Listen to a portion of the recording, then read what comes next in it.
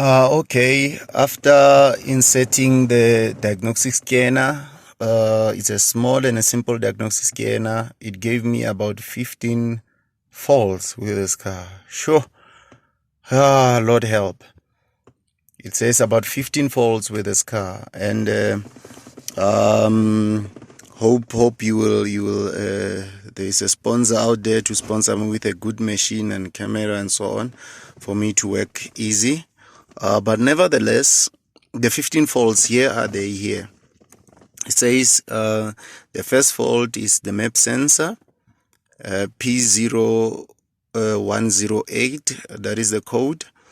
And the second fault is in the ECT, temperature, the sensor for temperature. It says it's faulty, which is P0118. The problem, fault 3, is the throttle position sensor that goes with the accelerator pedal position sensor, is P0122. Number 4, the fourth fault is heated oxygen sensor.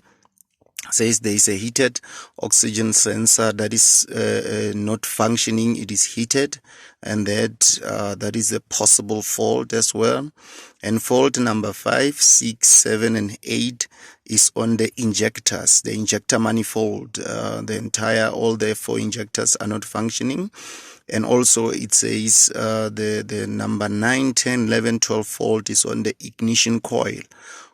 A, B, C, D. It says it's not functioning.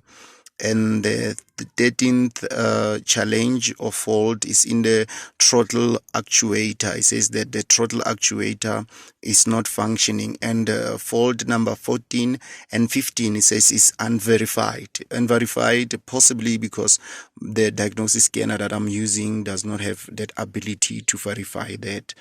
Then I'm not sure where are we going to start with all this, because all these faults should be addressed.